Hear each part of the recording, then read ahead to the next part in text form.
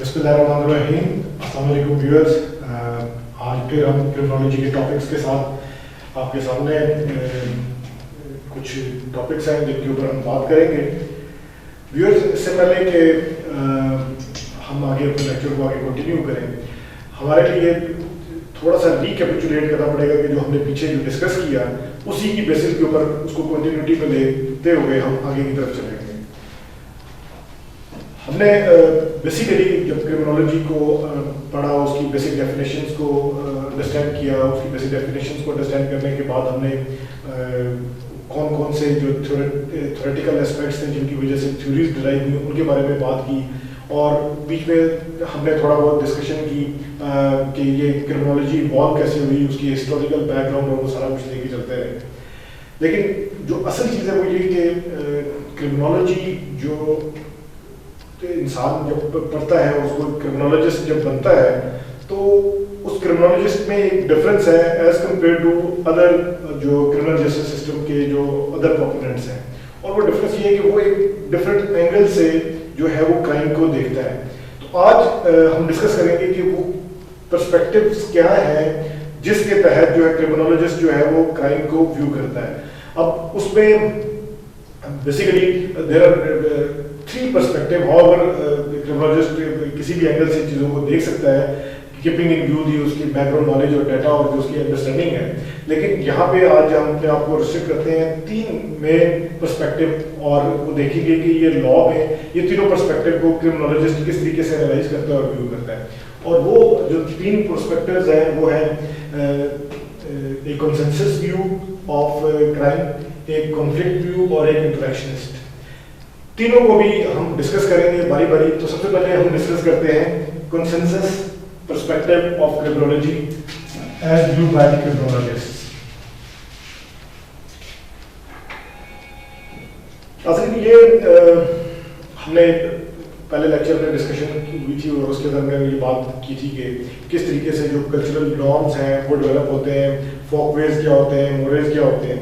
तो जो क्राइम का जो पर्सपेक्टिव जो कंसेंसस के पॉइंट ऑफ व्यू से वो ये कि सोसाइटी जो है कलेक्टिवली वो लेबल करती है और इंडोर्स करती है कि ये चीज़ जो है ये क्राइम है और ये चीज़ क्राइम नहीं है।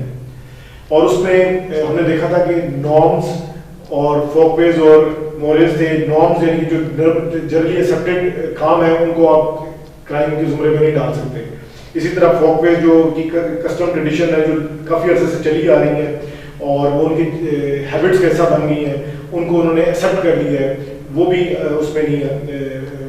उसमें भी बहुत सारी चीज़ें ऐसी हैं जिनको वो मान लेते हैं कि ये काम करने वाले हैं और ये काम नहीं करने वाले हैं, उनको एक्सेप्ट करके और उनको रिजेक्ट करके वो एक डिफरेंस ऑफ ओपिनियन क्रिएट कर देते हैं कि जी आया ये काम जो माशरे के अंदर लोग करेंगे तो इस काम को हम एक्सेप्ट करेंगे।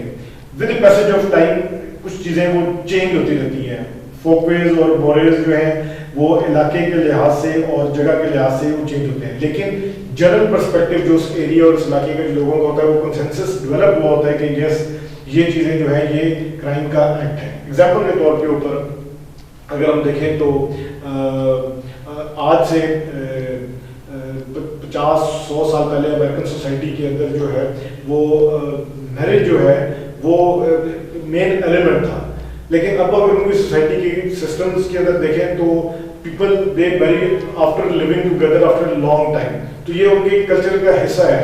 But whereas in other part of the world और खासतौर पर इस्लामिक और दूसरे कंट्रीज में it is all together a different culture और डिफरेंट मूड। तो अब अगर हम उसके की पॉइंट्स की तरफ देखें कि जो कंसेंसस पर्सपेक्टिव है क्रिमिनोलॉजिस्ट का, तो वो क्या है, उसमें जो है जो सोसाइटी है वो क्राइम के हवाले से जो है वो ये कहती है कि सब्सटेंटिव क्रिमिनल लॉ है और जो सब्सटेंटिव क्रिमिनल लॉ ही डिफाइन करता है क्राइम और पनिशमेंट को।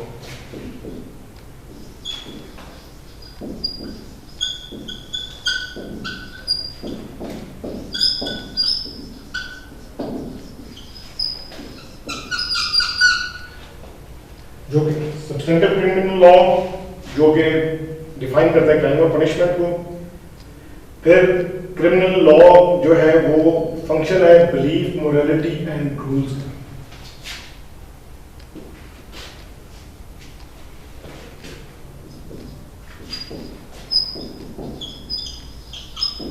Function of belief, morality and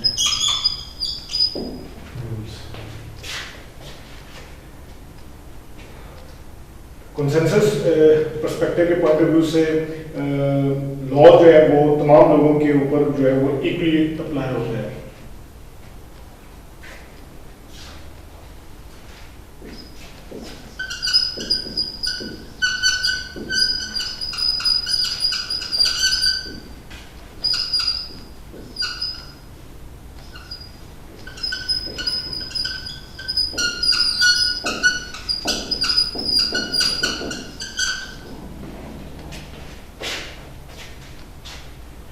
और वो वाले एक्ट्स जिनको सोसाइटी जो है म्यूचुअली एग्रीड अपॉन कंसेंसस के ऊपर हार्मफुल कहती है, उनको आउटलायर कर दिया जाता है। और उसका जो मकसद होता है वो यही होता है कि जो पब्लिक है उसके इंटरेस्ट को प्रोटेक्ट किया जाए और जो welfare of the members of the society है उसको इंश्योर किया जाए। और तो इसको हम ये मेंशन नहीं कर सकते हैं social harms are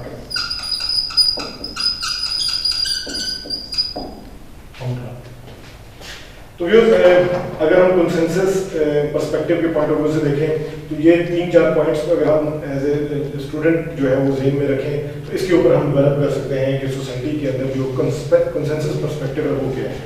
अभी व्यूअर्स हम आते हैं दूसरे पर्सपेक्टिव के ऊपर, और वो जो दूसरा पर्सपेक्टिव है वो है कॉन्फ्लिक्ट पर्सपेक्टिव।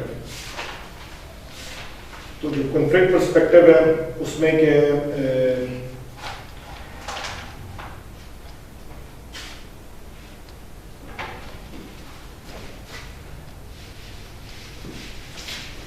तो जो कॉन्फ्लिक्ट पर्सपेक्टिव है उसमें हमने लास्ट टाइम भी डिस्कस किया था, जैसा कि मार्क्सिस्ट थ्योरी में प्रोलेटेरिएट और बुर्जुआजी दोनों के वर्किंग क्लास और एक एलीट क्लास, उनके दरमियान में जो कॉन्फ्लिक्ट है वही कॉन्फ्लिक्ट उसी की बेसिस के ऊपर जो है जो क्रिमिनोलॉजिस्ट है उसका जो पर्सपेक्टिव है वो ये है कि जो स्टेटस है because of that difference between the proletariat and the बुर्जुआ class, उसको मेंटेन रखने के लिए जो पावरफुल एलीट्स हैं उनको उनके स्टेटस को एस्टेब्लिश करने के लिए, और जो करते धरते लोग हैं जिनके पास चाहे पॉलिटिकल पावर है, चाहे पैसा है, चाहे इन्फ्लुएंस है, वो अपने उस स्टेटस को मेंटेन रखने के लिए जो लॉज इनकॉर्पोरेट करते हैं और जिनको प्रोपेगेट करते हैं, वो उस इनइक्वालिटी को मेंटेन रखने के लिए, उस स्टेटस को मेंटेन रखने के लिए रखते हैं।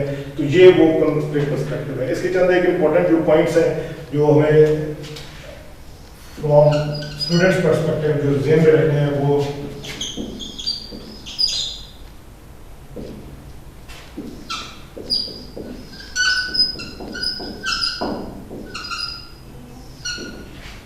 हम देखते हैं कि सबसे पहले कि लॉ जो बनाया जाता है वो is to maintain inequality. Law maintain inequality, जैसा कि हमने बताया कि वर्किंग क्लास और जो एलीट क्लास है उनके स्टेटस को मेंटेन रखने की वो कोशिश करता है। एंड ये सपोर्ट करता है for the powerful और क्रिमिनल लॉ को ये यूज करता है टू इन्फोर्स मोरालिटी। जो उनके जो मोरालिटी के जो पर्सपेक्टिव है उनको इन्फोर्स करने के लिए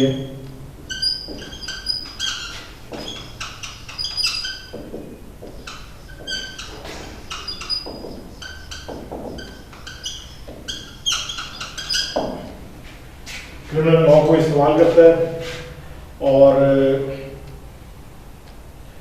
इसको सेफ गार्ड करता है for the interest of people, जो कैपिटलिस्ट का जो इंटरेस्ट है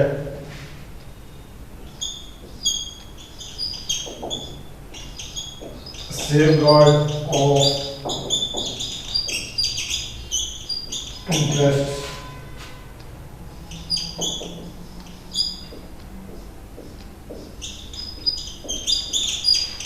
यानी कि वो लोग जिनके पास फाइनेंशियल रिसोर्सेज बहुत ज़्यादा है या जिनके पास बहुत पैसा है, उनके सेफ गार्ड को कैपिटलिस्ट उनको मेंटेन करने की कोशिश करता है। और इसमें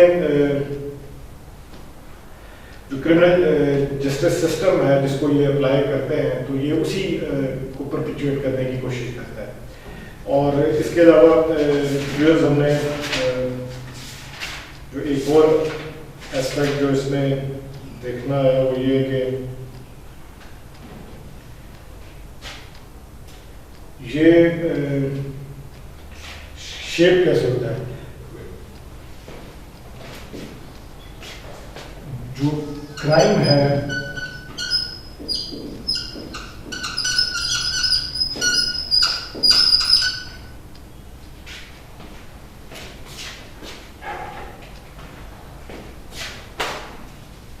crime is shaped by the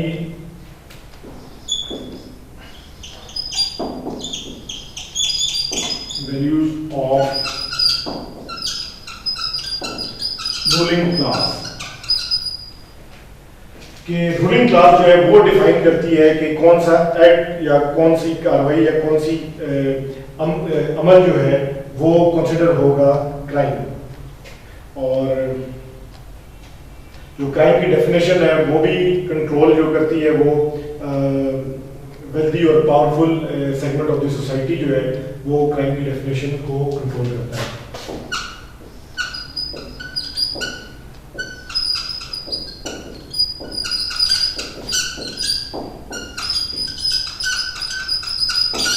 crime की जो डेफिनेशन है वो कंट्रोल बाय द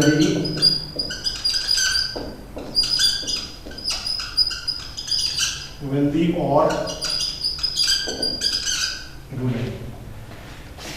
तो व्यूअर्स मेरे ख्याल में इन एस्पेक्ट्स को देखने के बाद आपको अंदाजा हो सकता है कि जो कॉन्फ्लिक्ट पर्सपेक्टिव है वो क्या है, जिसमें रूलिंग क्लास जो है वो क्राइम को डिफाइन भी करती है, उसको शेप भी करती है। वो इस पर्सपेक्टिव के अंदर जो क्रिमिनलिटी का जो पर्सपेक्टिव है उसमें लॉ जो है वो इनइक्वालिटी को मेंटेन करता है, पावरफुल को ये सपोर्ट करता है। और उसके अलावा ये कि जो हमने कार्ल मार्क्स की जो थ्योरी थी उसके हवाले से भी जो हमने डिस्कस किया कि उनका जो कॉन्फ्लिक्ट है उस कॉन्फ्लिक्ट को मेंटेन रखने के लिए जो है ये पर्सपेक्टिव जो है ये अपनाया जाता है टू डिफाइन दी क्राइम। तीसरा पर्सपेक्टिव जो है व्यूअर्स वो है इंटरेक्शनिस्ट।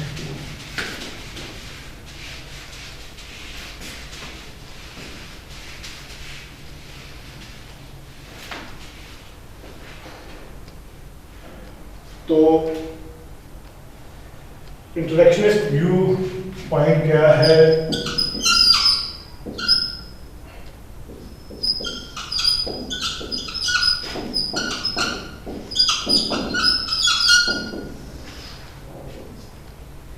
व्यूज पहले तो हम देखेंगे कि ये इंटरेक्शनिज्म है क्या।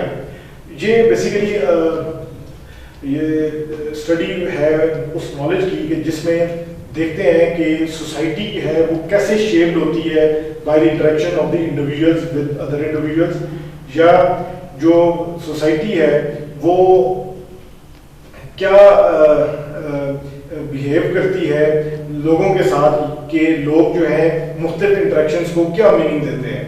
तो बेसिकली जो इंटरेक्शनिस्ट व्यू पॉइंट है वो इसी की बेसिस के ऊपर के लोगों ने क्या मीनिंग दी है मुख्तलिफ कामों को या मुख्तलिफ इंटरेक्शंस को, और उसके नताइज में जो उन्होंने रिजल्ट जो उसके नतीजे में जो उनके माइंड में जो ख्यालात बने, जो उन्होंने मीनिंग दिए उन चीज़ों को, वो मीनिंग्स क्या थे, वो पर्सपेक्टिव जो है वो इंटरेक्शनिस्ट पर्सपेक्टिव के पॉइंट ऑफ व्यू से यहाँ पे हम डिस्कस करेंगे। और इस पर्सपेक्टिव में जो क्रिमिनोलॉजिस्ट्स हैं वो ये व्यू करते हैं कि people act according to their own interpretation of reality. तो ये जो ओन इंटरप्रिटेशन ऑफ रियलिटी है ये है कि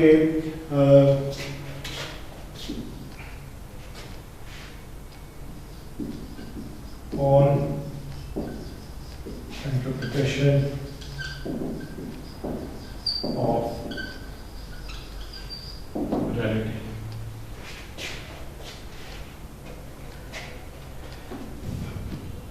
ये लोगों की किसी भी मामले के ऊपर बिहेव करने का वो तरीक़ेकार है जिसमें लोग अपने मीनिंग देते हैं उसको basin on their past experience, उसकी बेसिस पे। और इसमें ये है कि लोग जो है या तो पॉजिटिवली रिएक्ट करते हैं या नेगेटिव रिएक्ट करते हैं।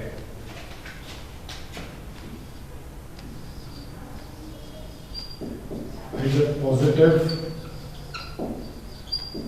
और नेगेटिव बेसिंग एक्सपीरियंस।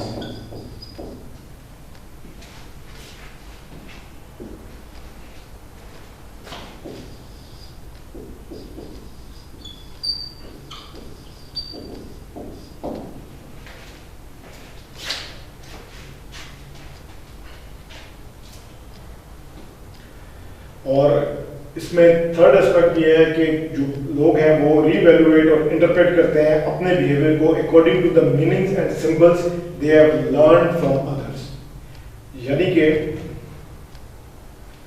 ये लोग अपने जो ख्याल और अपने जो सोच है उस ख्याल और उस सोच को बेस करते हैं जो भी उन्होंने मीनिंग निकाला होता है, और अपने बचपन से लेके और जिस वक्त तक वो ये एनालाइज कर रहे होते हैं उस टाइम फ्रेम तक उस एनालिसिस को बेसिस के ऊपर के आया जो हमारा जो इंटरेक्शन था वो लोगों के साथ जो था वो ये हमने अमल किया और उसके जवाब में उन्होंने हमारे साथ ये बिहेव किया, और उस बिहेवियर की बेसिस के ऊपर जो है वो ये ओपिनियन बना लेते हैं। एक उनके माइंड में एक ख्याल आ जाता है कि ये वाले जो काम है ये वाले काम मुस्बत हैं या ये काम मनफी है। जिस तरीके से हमने डिफरेंशियल एसोसिएशन के अंदर भी हमने थ्योरी के अंदर पढ़ा था कि लोग अगर किसी भी एक्ट को पॉजिटिव कंसिडर करना शुरू कर दें, उसको वैल्यू पॉजिटिव देना शुरू कर दें, चाहे वो एक्ट इन इटसेल्फ क्रिमिनली क्यों ना हो, तो लोग जो है वो उस चीज़ को करना शुरू कर देंगे, और चाहे वो क्रिमिनल एक्ट इसी वजह से ही क्यों ना हो कि उससे उनको बेनिफिट, कोई फाइनेंशियल बेनिफिट भले ना हो, लेकिन चूंकि उनके माइंड में ओपिनियन ऐसा बन चुका है कि this give them the more value, तो वो उसको फॉलो करेंगे। इंटरेक्शनिस्ट पॉइंट ऑफ व्यू से अगर देखा जाए तो दे से कि there is no objective reality according to their point of view, no objective reality.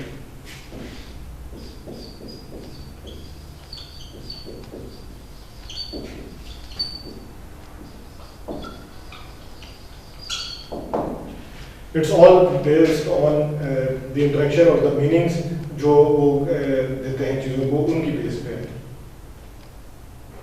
और इनके पॉइंट ऑफ व्यू से जो क्राइम है उसको जो है मॉरल एंटरप्रेन्योर्स डिफाइन करते हैं, डिफाइंड बाय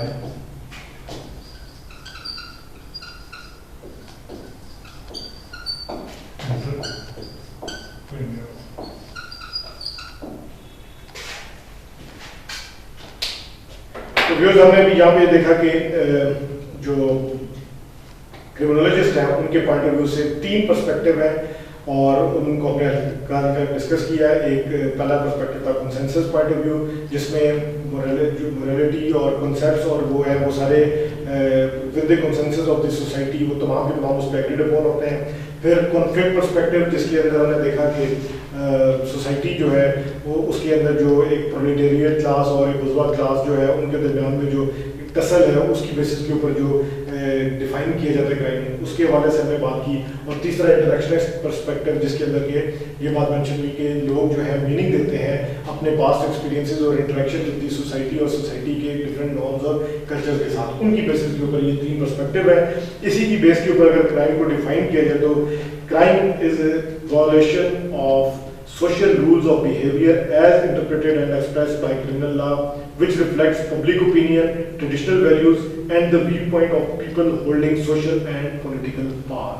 मैं इसको रिपीट करता हूँ कि ये क्राइम की डेफिनेशन जब हम इन पर्सपेक्टिव को देखते हुए करते हैं तो वो ये है कि crime is a violation of social rules of behaviour as interpreted and expressed by criminal law, which reflects public opinion, traditional values, and the viewpoint of people holding social and political power. तो viewers, इसके बाद हम देखेंगे कि इसकी basis के ऊपर, criminologist के पर्सपेक्टिव की बेसिस के ऊपर जो लॉ डिफाइन हुआ, उसकी बेस पे जो जस्टिस सिस्टम है उसके अंदर क्या फ़र्क आया। तो उसमें जो ट्रेडिशनल जस्टिस था उसमें और जो रिस्टोरेटिव जस्टिस था उसमें इस पर्सपेक्टिव के बाद क्या फ़र्क है, इसको अभी हम व्यूअर्स हमने अभी जो पर्सपेक्टिव देखे तीनों, उसी की बेसिस के ऊपर आगे अब ये नेक्स्ट जो टॉपिक है जो कि क्रिमिनल लॉ है उसके ऊपर हम बात करेंगे। लेकिन उससे पहले ये देखेंगे कि इन पर्सपेक्टिव की वजह से जो पुराना जो क्रिमिनल जस्टिस सिस्टम था और जो ट्रेडिशनल जस्टिस सिस्टम था उसमें और जो करंट है जो जस्टिस सिस्टम है उसमें क्रिमिनल्स के हवाले से क्या चेंज है और क्या फ़र्क है, उसको एक थोड़ा सा हाईलाइट कर लेते हैं। जस्ट हाईलाइट, उसके बाद फिर हम क्राइम और क्रिमिनल लॉ के ऊपर बात करेंगे। तो what is the difference between traditional justice system और रिस्टोरेटिव जस्टिस सिस्टम, इसके ऊपर हम एक हल्का सा व्यू दे रहे थे। यहाँ पे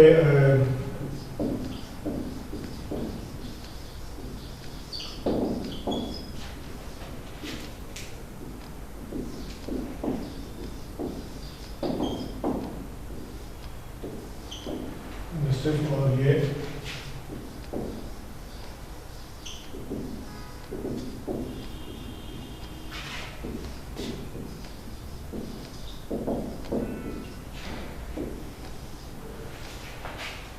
हम ये देखेंगे कि जो क्रिमिनोलॉजिस्ट हैं वो जब चीज़ों को एनालाइज करते हैं, जब लॉज इन्वॉल्व होते हैं तो उसमें with the passage of time main focus जो है वो क्राइम की प्रिवेंशन के साथ साथ क्रिमिनल्स की दोबारा से रिहेबिलिटेशन भी है, और क्राइम के जो कॉजेज़ हैं उनके ऊपर फोकस जो है वो क्रिमिनोलॉजिस्ट का वो होता है, और उसकी प्रिवेंशन के साथ साथ उसके जो मेजर्स लेने हैं ताकि दोबारा से वो क्रिमिनल जो है वो क्रिमिनल एक्टिविटीज़ में इन्वॉल्व ना हो।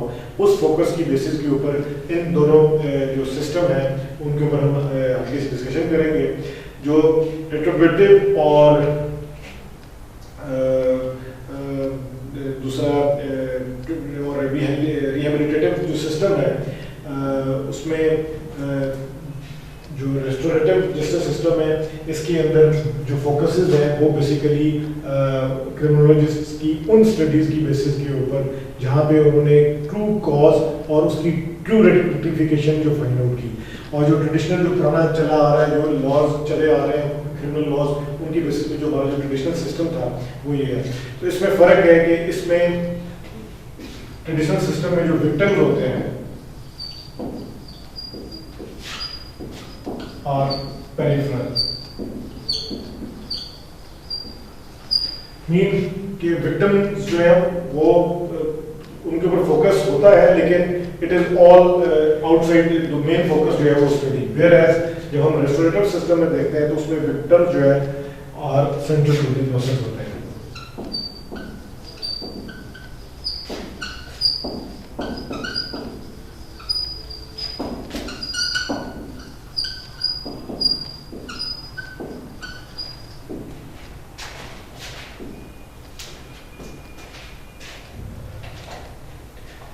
ट्रेडिशनल सिस्टम में फोकस जो है वो पनिश और ट्रीटिंग द ऑफेंडर होता है,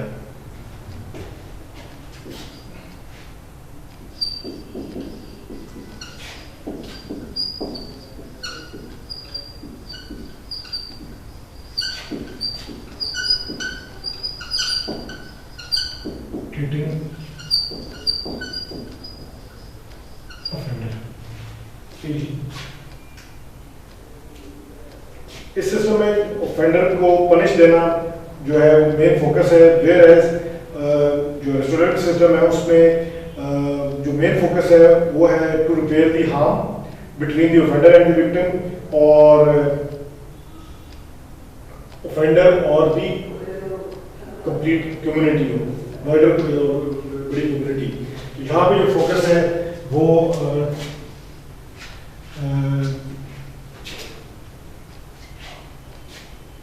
सिर्फ ऑफेंडर के ऊपर था। यहाँ पे ऑफेंडर के साथ साथ रिपेयरिंग दी हार्म कैसे ऑफेंडर और विक्टिम के दरमियान।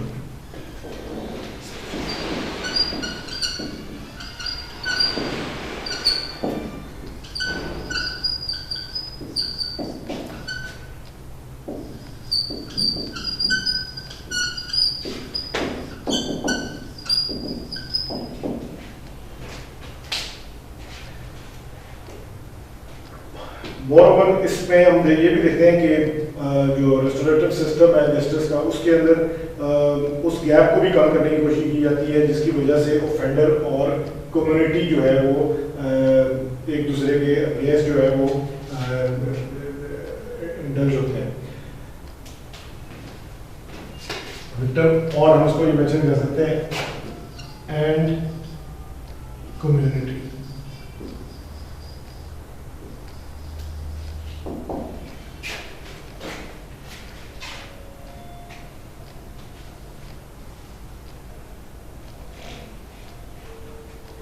ट्रेडिशनल सिस्टम में जो कम्युनिटी है वो रिप्रेजेंट की जाती है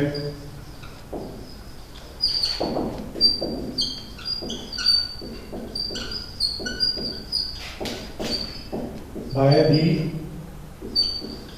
state.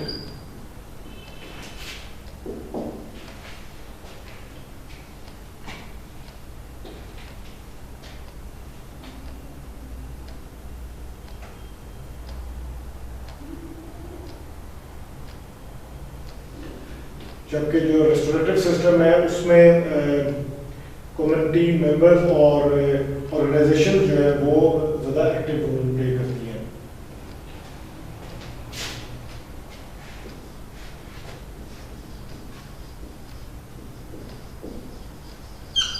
Community members and organisations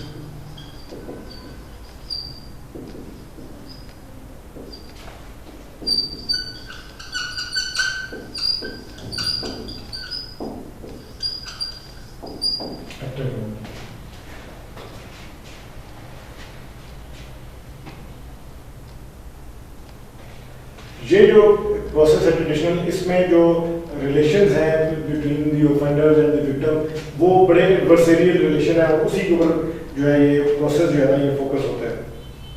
और कैरेक्टरिस्टिक्स जो है वो एडवर्सरियल रिलेशंस के ऊपर है, तो उसको हम ये कह सकते हैं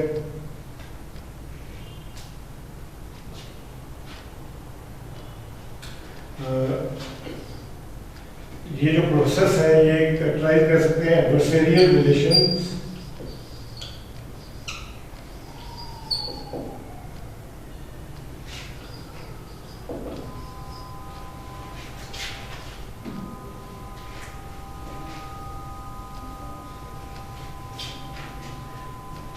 ये एडवर्सरियल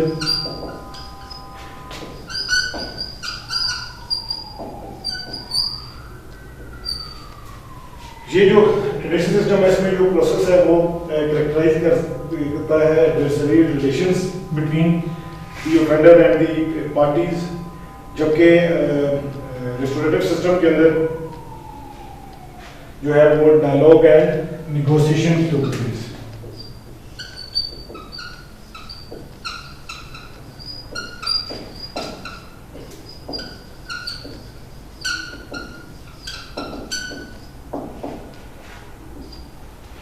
तो व्यूअर्स हमने इसमें देखा कि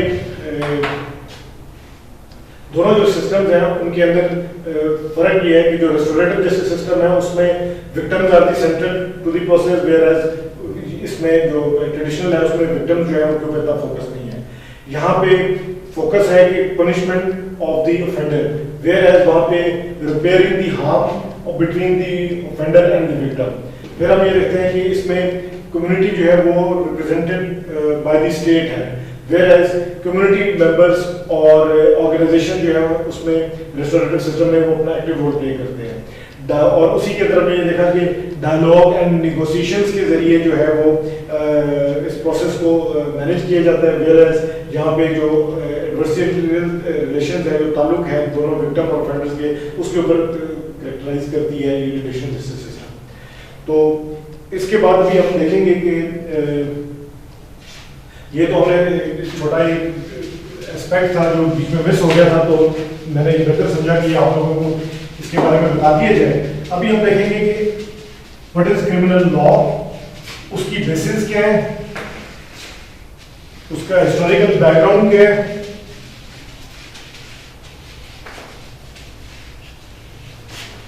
और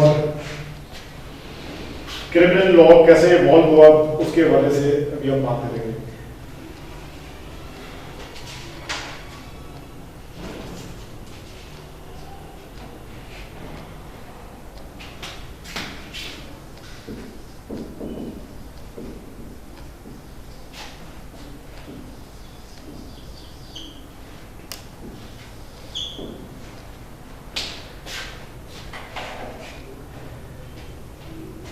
हमने देखा था कि डिस्कस करते आए हैं कि किस तरीके से सोसाइटी के अंदर जो है वो क्रिमिनल लॉज जो है वो इन्वॉल्व होते हैं, बनते हैं। लेकिन अगर हम देखें कि लॉज का बेसिक फंक्शन जो है वो क्या है, तो 3 बेसिक फंक्शन हैं। उसमें पहला जो फंक्शन है वो ये है कि किसी भी लॉ का कि उसको डिस्प्यूट को रिजॉल्व करना,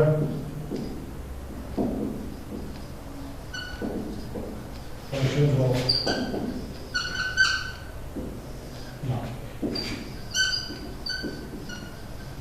dispute resolution,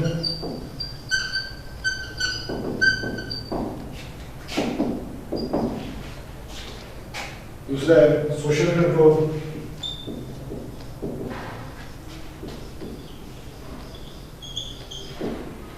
और तीसरा है फैसिलिटेट सोशल चेंज।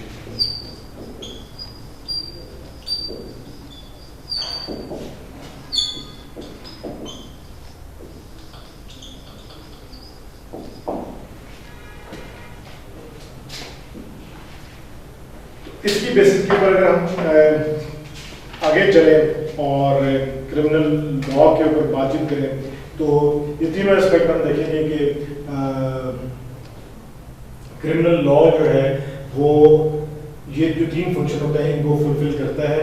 क्या वो डिस्प्यूट्स हैं उनको रेजोल्यूशन उसकी हो पा रही है, सोशल कंट्रोल मैनेज हो रहा है, और जो आने वाले वक्त में जो चेंज है उसको वो फैसिलिटेट करता है।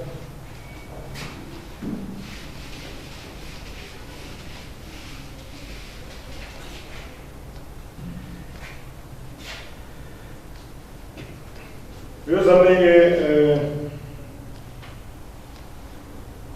देखा कि जो क्रिमिनोलॉजिस्ट्स हैं उनके पर्सपेक्टिव्स की बेसिस के ऊपर जब ये लॉ बनते हैं तो क्या ये जो क्रिमिनल लॉ है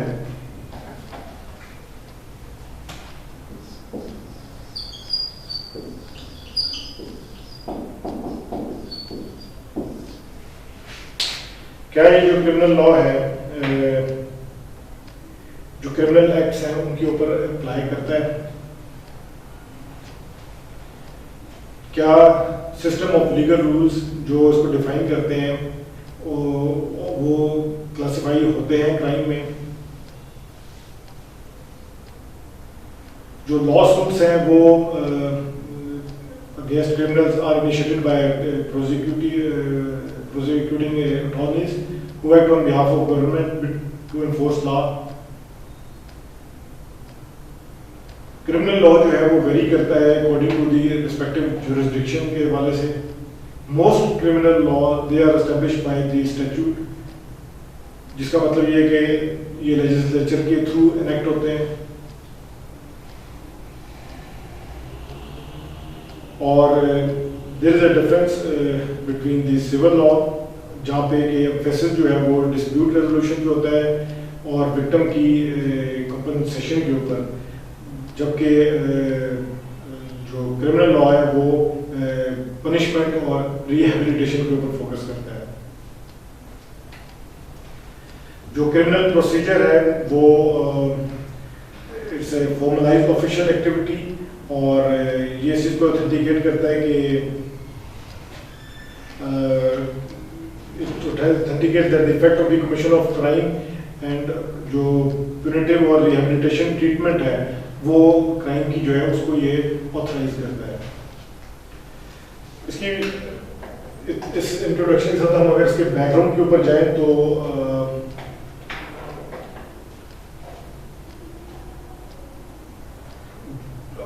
हम देखते हैं कि ओल्ड पुरानी हिस्टोरिकल जो कानून का जो सिस्टम था उसके अंदर कोई क्रिमिनल जस्टिस सिस्टम जो है वो हमें रिकॉर्डेड हिस्ट्री में इस तरह एसेट नहीं मिलता, लेकिन सिविल और दूसरे जितने भी कवानीन थे, सिविल हो गया या क्रिमिनल लॉ हो गया, ये सारे के सारे एक ही जुमरे में आते थे। लेकिन अगर हम ये देखते हैं कि सुमेरियंस जो है किंग्स, उन्होंने अपने दौर में प्री हिस्टोरिक टाइम में जो है वो 2500-3000 साल पहले की बात है जब उन्होंने ये लॉज इनेक्ट किए। कुछ हमें हम्मुराबी जो बेबीलोनियन जो है उनका एक कोड ऑफ हम्मुराबी जो के नाम से मशहूर है, हमें एक उसमें क्रिमिनल लॉज मिलते हैं। हाउएवर जो 6th सेंचुरी में जो रोमन थे, इन्होंने जो है ना जो क्लासिफाई की जुरिस्प्रूडेंस और उसने फाउंडेशन प्रोवाइड की, उसके जो लॉज हैं क्रिमिनल लॉज, वो अभी भी हमें यूरोपियन लॉ के अंदर उसके कुछ हिस्से नजर आते हैं। इसका पर्पस जो था वो ये था कि to make offender give retribution for harm and expiate his moral guilt of punishment. और मॉडर्न टाइम्स में जो है ये अभी हम देखते हैं कि बहुत ज़्यादा जो है इस क्रिमिनल लॉ में रैशनलिस्टिक और प्रैग्मेटिक व्यू है उसको अपनाया जा रहा है as compare to the past. मकसद इसका यही है कि जो ऑफेंडर है वो इस चीज़ को माने कि उसने ये जुर्म किया है और वो कन्विंस हो जाए इस बात पे। तो इस लॉ के जो बनाने का जो मकसद है वो प्रैग्मेटिकली आजकल के मॉडर्न दौर में जो है वो यही है। इसको हमने जब डिस्कस किया था कि सीजर बकेरिया और जो अदर एनलाइटेड राइटर्स थे लाइक जेरेमी बेंथम, उनके मुताबिक जो मेन पर्पस था वो था कि जो क्राइम है उसकी प्रिवेंशन कैसे की जाए। और जो मॉडर्न एरा है उसमें हम जब देखते हैं कि जो क्रिमिनल लॉ है वो basically is moving towards the reforms, जबकि जो ओल्ड पैटर्न था वो ये था कि it was more towards the punishment. तो ये थोड़ी सी बैकग्राउंड अंडरस्टैंडिंग है क्रिमिनल लॉ की, और थोड़ा सा हमने डिस्कस किया उसका बेसिक इंट्रोडक्शन। अब इसके बाद हम आते हैं कि इसके जो क्रिमिनल लॉ है इसके ऑब्जेक्टिव्स क्या हैं।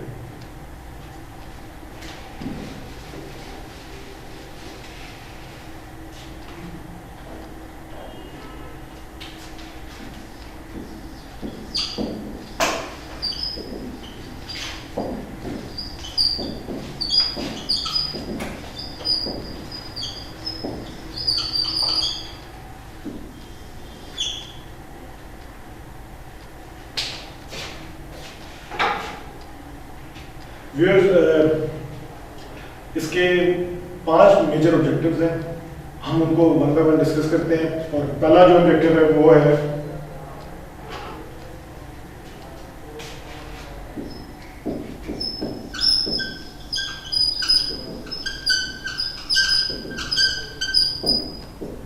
रेट्रिब्यूशन।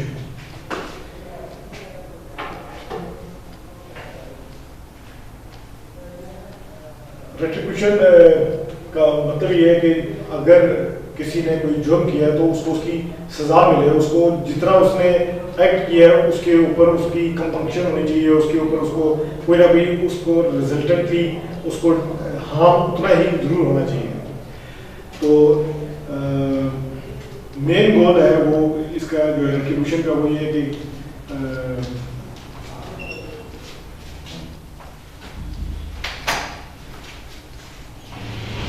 क्रिमिनल्स जो है वो पनिश हो और क्रिमिनल्स जो है वो इम्प्रॉपर एडवांटेज ना लें और कोई क्रिमिनल और अनफेयर एक्ट ना करें ऑन द बेसिस के जो ये अनप्लेजेंट एक्टिविटी उन्होंने की है उनको जब ये पता हो कि उसकी सजा उनको मिलनी है। दूसरा इसका जो है ऑब्जेक्टिव वो है डेटरेंस।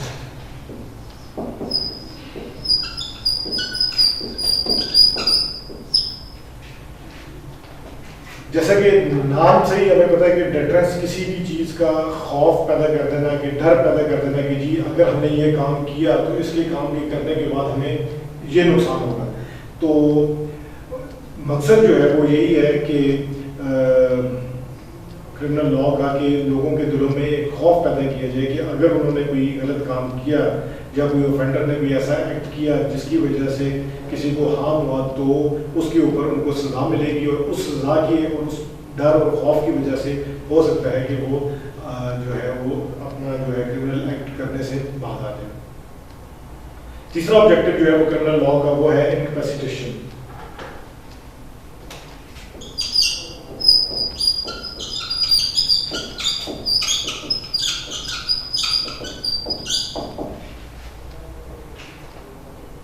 ये इनकैपेसिटेशन वही ताकि जो ऑफेंडर्स हैं उनको इस काबिल ही न छोड़ा जाए कि वो दोबारा से वो एक्ट कर सकें। उसके लिए उनको इनकार्सरेट यानी कि जेलों में भी भेजा जाता है। उसके लिए कुछ उनको ऐसी पनिशमेंट लाइक अगर मर्डर वगैरह हुआ तो उसको डेथ की सज़ा हो जाती है और कुछ ऐसा भी है कि उनको बैनिश कर देते हैं फ्रॉम पब्लिक और वो पब्लिक से उनको चाहे वो हाउस अरेस्ट कर दें या कहीं पे भी उनको रख दिया जाता है ताकि वो इस काबिल ना रहे, उनके अंदर इतनी कैपेसिटी ना रहे कि वो दोबारा से वो क्रिमिनल एक्ट कर सकें। चौथा जो ऑब्जेक्टिव है वो क्रिमिनल लॉ का वो है रिहैबिलिटेशन।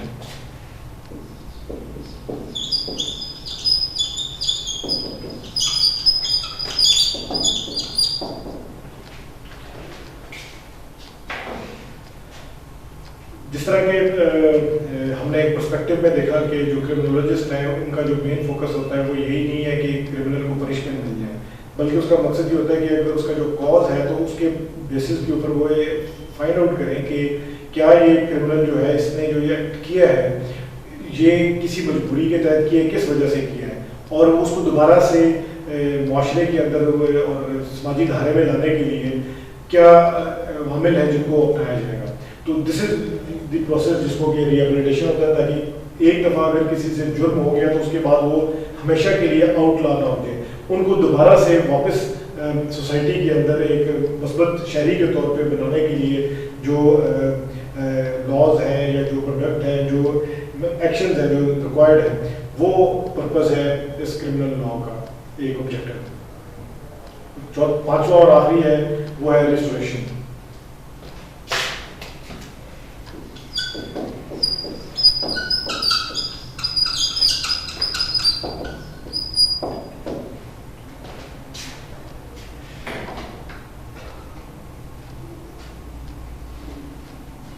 रेस्टोरेशन जैसा कि नाम से इम्प्लाई है कि बेसिकली जो हार्म हुआ है उस हार्म के बाद जो ग्रज पैदा हुई विक्टिम में और जो कॉन्फ्लिक्ट हुआ बोथ ऑफेंडर और विक्टिम के दरमियान उस हार्म उस नुकसान उस ग्रज को किस तरीके से रिस्टोर किया जाए और सोसाइटी के अंदर जो है वो कैसे अमन जो है उसको बहाल रखा जाए, बजाय इसके कि जो एक गलत एक्टिविटी या एक गलत काम हो चुका है वो अपनी ही उसी धारे में चलता रहे और वो उसको जो है वो रिस्टोर ना किया जाए, चाहे वो लॉ एंड ऑर्डर है या कोई रश है या कुछ भी है, उस सिस्टम को दोबारा से रिस्टोर करने का काम जो है वो रिस्टोरेशन है।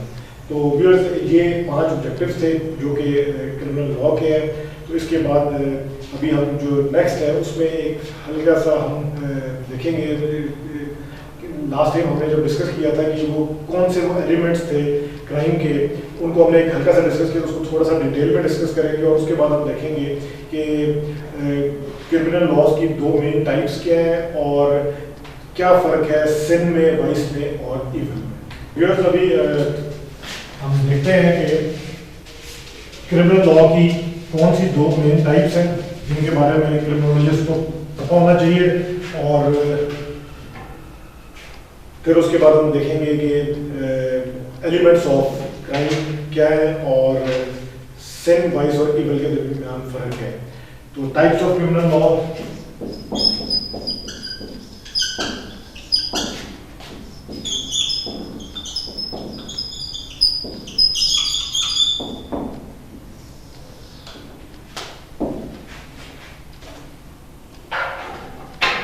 इसमें एक है मिसडिमिनर्स,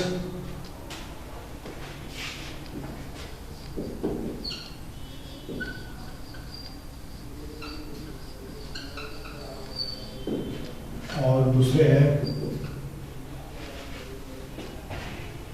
फेलोनीज।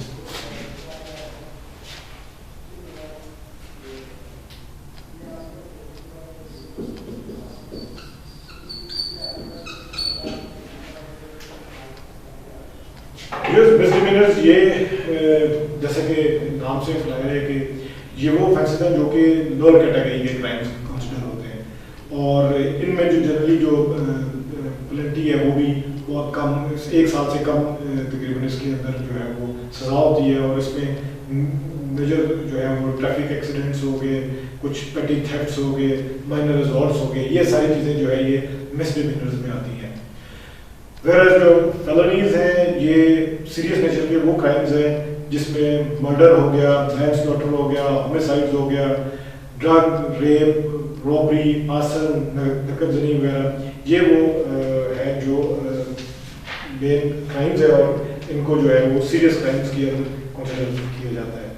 अभी व्यूअर्स हम देखेंगे कि एलिमेंट्स ऑफ क्राइम क्या है। इन एलिमेंट्स के बारे में हमने लास्ट जो लेक्चर था उसमें हमने डिस्कस भी किया था, लेकिन उसको सरसरी से हमने देखा था। इसको हम एक दफ़ा गौर से देखेंगे, समझने की कोशिश करेंगे, और उसकी वजह यह है कि क्योंकि यही जो क्रिमिनोलॉजिस्ट है जब क्राइम के इन एलिमेंट्स के ऊपर गौर करता है तो इस पर्सपेक्टिव से जब देखता है तो उसको अंदाज़ा होता है कि वो कौन सी चीज़ें जिनकी बेसिस पे उनका वो डिफेंस तैयार कर सकता है और कौन सी चीज़ें हैं जिनकी बेसिस पे वो इन क्रिमिनल्स को दोबारा रिस्टोर या रिहेबिलिटेट करने के लिए मदद दे सकता है। जुडिशियल जो जस्टिफाइड उनकी पनिशमेंट हो सकती है। तो अगर हमें यही नहीं पता होगा कि क्राइम और उसके एलिमेंट्स क्या हैं तो क्रिमिनोलॉजिस्ट जो है वो फर्दर उसको वे अप नहीं कर सकता। तो अभी हम इसमें देखते हैं कि कौन कौन से जो है वो मेन एलिमेंट्स ऑफ क्राइम है और उनके ऊपर थोड़ी डिस्कशन करेंगे, और उसके बाद आखिरी जो टॉपिक है कि difference between evil and vice and sin वो हम करेंगे। तो एलिमेंट्स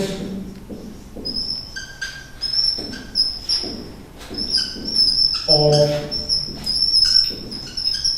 क्राइम क्यों जरूरी है क्रिमिनोलॉजिस्ट को जानने के लिए। जैसा कि मैंने पहले डिस्कस आपसे किया, तो क्रिमिनोलॉजिस्ट कभी भी अपने आप को एनालाइज नहीं कर सकता सिचुएशन को अगर उसको इन एलिमेंट्स का पता नहीं होगा। तो सबसे पहले हम देखते हैं कि इसके एलिमेंट्स में पहला एलिमेंट है जिसको हम कहते हैं मेंस रिया।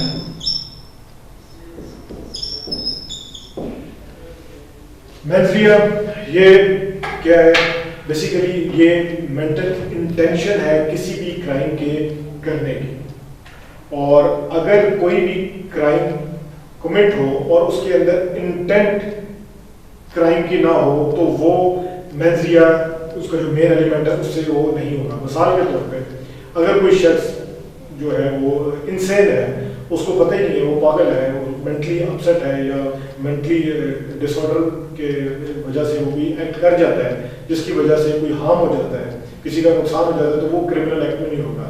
लाइक स्लीप वॉकिंग के दौरान अगर किसी बंदे ने किसी के हर्ट कर दिया या किसी को मार दिया तो वो उसकी इंटेंट नहीं थी, तो वो मेंस रिया में शामिल नहीं होगा। तो उसका एक एलिमेंट है ये मेंस रिया। दूसरा एलिमेंट जो है वो है एक्टस रिया।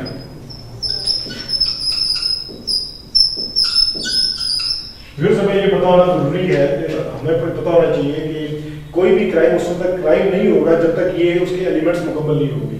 तो एक्टस रिया से मुराद ये है कि क्रिमिनल एक्ट का इटसेल्फ होना लाजमी है, और वो क्या क्रिमिनल एक्ट है जिसकी वजह से हम उसको कहेंगे कि ये क्रिमिनल एक्ट है कि जहां पे किसी को कोई फिजिकली हार्म हुआ है। और अगर सिर्फ इंटेंट थी और हार्म नहीं हुआ और एक्ट नहीं हुआ तो हम उसको क्रिमिनल एक्ट के क्राइम के अंदर कंसीडर नहीं करेंगे। तीसरा है कॉन्करेंस।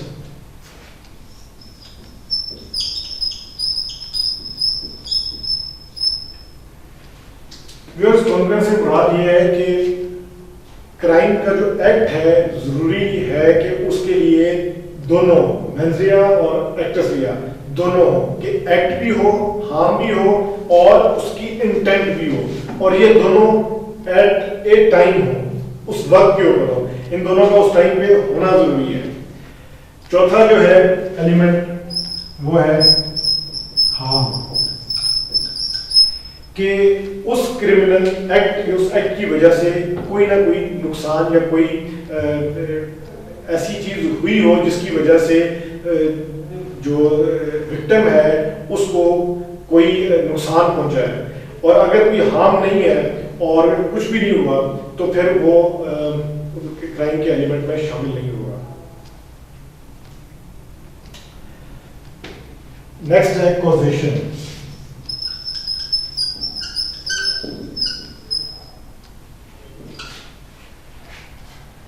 जो हार्म हुआ है वो हार्म या वो नुकसान जो है वो नुकसान उसका जो कॉज है वो वही है, ना कि कोई और है।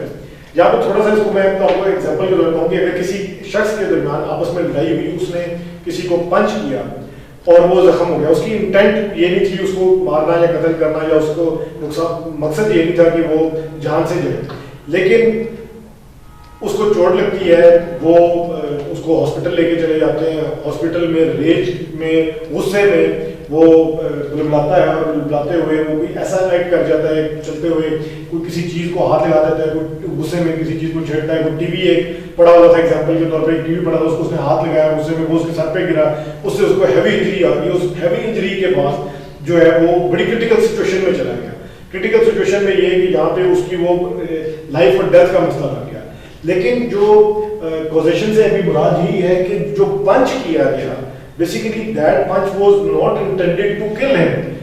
उसका मकसद ये नहीं था कि ये बंदा मर जाए, लेकिन जो आगे आने वाले वाकयात हुए उन वाकयात में ये हुआ कि उस रेज की वजह से उसने अपना नुकसान कर लिया। तो अब बहुत बड़ा फर्क है कि अगर क्रिमिनोलॉजिस्ट इस चीज को अंडरस्टैंड करता है कि उसकी जो इंटेंट थी दैट वाज टू पंच और उसका जो कॉज है वो उसका पंच नहीं बल्कि उसकी इंडिविजुअल की अपनी रेज है, अगर उसको आइडेंटिफाई नहीं कर सकेंगे तो जस्टिस जो है वो डिनाई हो जाएगा, justice will not be implemented. तो ये है कॉजेशन। फिर ये कि नेक्स्ट एलिमेंट है वो लीगैलिटी। लीगैलिटी से मुराद ये है कि कानून ने उसको जुर्म करार दिया हो जिस वक्त वो एक्ट हुआ है। अगर वो एक्ट होने के बाद कानून उसको जुर्म देता है तो वो जुर्म के खाते में नहीं आएगा। इसकी एग्जांपल्स बहुत सारी हैं जिसमें ऐसे कि बहुत सारे एक्ट्स जो है वो उस वक्त बने जब वो माशरे के अंदर जब कुछ काम हो गया और उनके बाद उन्होंने कहा कि जी ये तो जुर्म है और जुर्म होने के बाद वो एक्ट बना। तो जब काम वो हुआ उसके बाद अगर एक्ट बना तो उसकी लीगैलिटी नहीं थी, तो इसलिए वो जुर्म नहीं होगा। साइबर क्राइम्स के बहुत सारे और सोशल मीडिया के हवाले से बहुत सारे जो क्राइम्स हैं वो ऐसे हैं जो कि इनेक्ट हो रहे हैं अभी वक्त के साथ साथ, लेकिन जो काम पहले हो गया वो उस जुमरे में नहीं आता।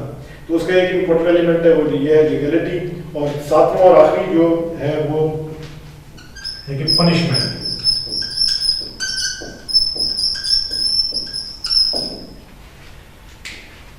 कोई भी क्राइम जो है वो ऐसा नहीं है कि उसको जो है वो उसकी कोई सजा ना हो, उसकी कोई ना कोई सजा जरूर है और वो पनिशमेंट अगर होगी तो वो क्राइम कंसिडर होगा। तो ये एलिमेंट्स थे क्राइम के। तो अब इनके कुछ डिफरेंसेस भी हैं जिनको हम देखते हैं कि जब प्रोसिक्यूटर्स जो है वो प्रोसिक्यूट करते हैं किसी भी क्रिमिनल ऑफेंडर को, तो उसमें हमें कुछ चीज़ें होती हैं जो हमें देखते हैं कि उसके डिफेंस में हम उसके लिए क्या जो पॉइंट है वो आ सकते हैं। उनमें चार इंपॉर्टेंट एलिमेंट्स हैं जिनका हमें पता होना चाहिए, ताकि जब हम एलिमेंट्स ऑफ क्राइम को डिस्कस करें तो इसके डिफेंसेस का भी हमें पता होना चाहिए। उसमें सबसे पहली चीज़ है कि वो आप किसी भी क्रिमिनल एक्ट को डिफेंड कर सकते हैं अगर बंदा इनसेन हो।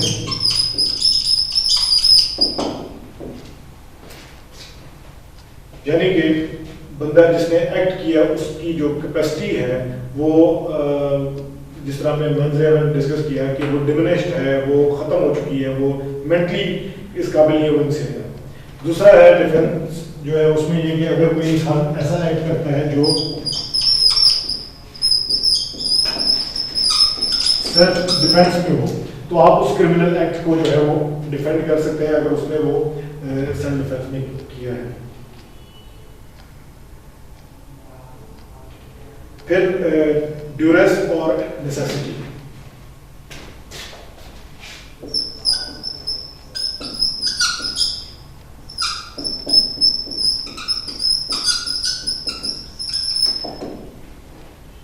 ड्यूरेस मजबूरी के तहत और नेसेसिटी जो है वो भी ज़रूरत के तहत कि उस मौके महल के तहत उसको ज़रूरी हुआ कि ये काम करना पड़ा और उसने एक्ट किया। इसकी एग्जांपल्स ये आमतौर पे ये देखते हैं कि अगर कोई इंसान ऐसी सिचुएशन में चला जाए जहाँ पे कि वो इस काबिल ना रहे कि वो ये फैसला कर सके और उस हार्म को रोक सके और वो मजबूर हो जाए, तो उस सूरत में जब वो एक्ट हो जाएगा तो उसमें हम सोचेंगे कि वो ड्यूरेस की कैटेगरी में आ जाएगा। और इसकी एग्जांपल के तौर पे हम ये देख सकते हैं, हम इसको ख़त्म करेंगे यहाँ पे ये बात हुई कि डिफेंसेस में कि ड्यूरेस और नेसेसिटी की एग्जांपल ये है कि अगर कोई शख्स गाड़ी में जा रहा है, उसकी ब्रेक फेल हो गई है, अब अगर वो ब्रेक फेल हो गई है और उसकी वजह से वो ना चाहते हुए भी उसने अपनी गाड़ी कहीं पे दाएं बाएं की और किसी को हर्ट कर दिया या कोई उसकी गाड़ी के नीचे कुचला गया, तो वो वाला जो एक्ट है वो मजबूरी के तहत हुआ, ड्यूरेस के तहत हुआ, तो इसलिए ये हम उस एक्ट को जो है वो क्राइम के अंदर कंसिडर नहीं करेंगे। तो इसके बाद अभी हम आखिर में देखते हैं कि टॉपिक आज का जो सेशन है उसके ये आखिरी सा कि क्या फ़र्क है इविल में, सिन में और वाइस में।